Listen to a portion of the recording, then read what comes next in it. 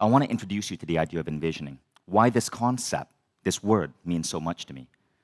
Many of you might know my story. I was working in Silicon Valley. I had a computer engineering degree. The dot-com bubble had burst, and the only job I could get was in sales. And I went into meditation so I could simply pull myself out of that misery, right, at that horrible sales job I was at. But what I didn't realize is that meditation would cause me to just accelerate in my career. And soon, I became VP in the company. I was only 26 years old, and they moved me to New York and asked me to run their division in New York. And I got stuck in that. I got stuck in the corporate world for about 18 months. And then, as I continued meditating, as I continued going deep within, I realized that this was not me, that something was off. I was crushing it at my job, but my life felt like there was so much more I needed to do than just pick up the phone and be selling technology to lawyers in the US. And so I quit my job and I became a meditation instructor. And that's where I suddenly had to rebuild everything. When I first started out, I was so embarrassed at what I was going through that I didn't tell my friends that I was teaching meditation. Remember, this was 2003 in New York. Meditation wasn't hip and cool as it is right now, where you have superstars and celebrities talking about it. Back then, it was like woo-woo, right? It was this thing that weird people did. So that's where Mind Valley actually started. Mind Valley started in that particular window, birthed this restaurant called the Playwrights Tavern in New York City. And the funny thing about that window is before I moved in there, before I moved into that apartment in Times Square, it was a Thai massage parlor, right? This was Times Square in 2003, before Disney took over and put up Aladdin and The Little Mermaid and The Lion King. This was not like Disney Times Square. This was like crack and hookers Times Square. So it's a sobering thought that Mind Valley really started in a former whorehouse. But we all have to start somewhere, right?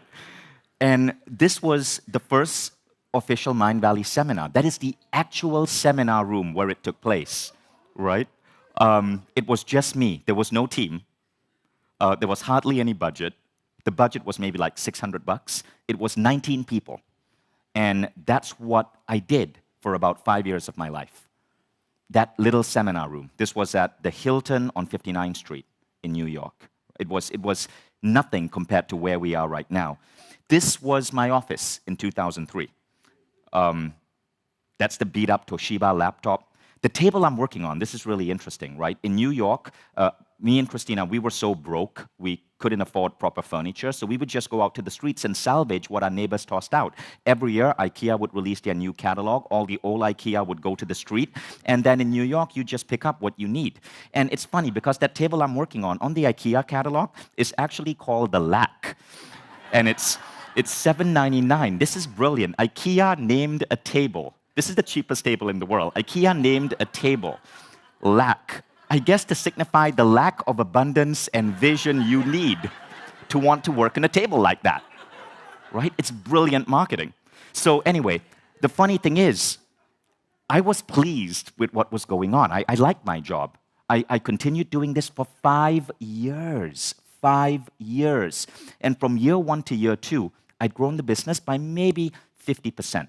I'd gone from maybe 20 students to an average of 40 students per class once a month. I was making very meager income, right? But I was satisfied. See, what was going on is I didn't have the vision in my head. I didn't have the vision for this. I didn't know how small I was playing. I was deluding myself. Now, what happened during that time was I got a job.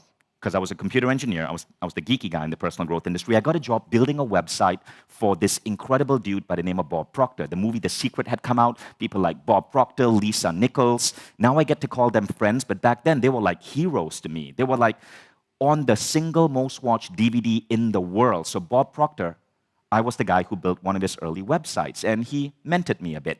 Now one day, I was flying to London to do my tiny little meditation seminar. There were like maybe 30 people in that room. And Bob Proctor, at the same time, was in London speaking to thousands of people at a nearby hotel.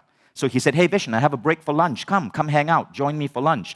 So I show up for lunch with Bob Proctor, and Remember, that's Bob Proctor, right? Like, I'm in a t-shirt and jeans. Bob is in his crisp suit, his tie, his expensive glasses, and his Rolex. And he's like, so what brings you to London? Bob's got this really, really, really deep voice, right? And I'm like, Bob, you're going to be so proud of me. I'm teaching meditation now. I don't just build websites. I have 30 people in this room attending the seminar. And Bob goes, wait. 30 people? And I go, yes, 30 people. I'm so excited. And he goes, how much are they paying? And I go, it's like $200. That's it. And Bob goes, hang on. You flew from Malaysia to London. What's that, like 22 hours? I go, yeah. He goes, you left your wife behind. You have a 1-year-old son, right? I go, yeah. He goes, you left your son behind to come to London to teach 30 people meditation. I hope you're flying business at least. Then he looks at me. You are flying coach, aren't you? And I go, yeah. And I could feel that pain welling up. And he goes, Vishen, Vishen, Vishen. And he closes his eyes. So I know something deep is coming, right? I would not be doing what you're doing. You're wasting your time. And I go, no, but Bob, I really enjoy this. Like, this isn't work for me. I really enjoy this. I love teaching. Like, I'm adding value to these students' lives. I'm trying to justify and justify and justify. And then Bob touches his face. And he takes this deep breath and he makes like this sniffling sound. And I know again something deep is coming. And he goes, Vishen, you're so much bigger than this. You're playing way too small. And inside me, now I'm fucking angry. I'm like, I'm a personal growth teacher. I'm actually teaching people goal setting. Like, and in my mind, like, this conversation is happening. Like, fuck you, Mr. Bob Proctor, with your fancy suit and your tie and your fantastic cologne smell. I don't need you to tell me what to do. And so that lunch ended very abruptly. And I went and I taught this seminar. And on Monday, I woke up and I decided, fuck it, he's right. And I quit. And I quit my job teaching that seminar, which I was doing for 5 years. Because I realized, as painful as it was to hear, I was lying to myself. And I was lying to my students. I was telling them to write down their goals. I was telling them to meditate, to dream big. I wasn't playing big. I was fucking teaching 30 people, flying 22 hours, coach, because I couldn't afford business class, leaving my wife and kid for like 5 days at a time to influence 30 lives. And so I quit. After 5 years, I stopped teaching that seminar. And I went to Facebook, and I added, Facebook has a little thing on Facebook where you can add a quote, and I added this quote. It's a quote from Bob Proctor. It's now been 10 years, so this was 2008. It's now been 10 years, I have the same quote, and the quote is this. The question is not, are you worthy to reach your goals? The question is, are your goals worthy enough of you? And so I went from this room, and 2 years later, the vision of A-Fest emerged. For 2 years, I was in a space where I was trying to figure out the next big thing. But I went from that room to A-Fest. And then 7 years after A-Fest, after that first A-Fest, we evolved to the next level, where it went from that room to Mind Valley University, which in a 15-minute clip looks like this.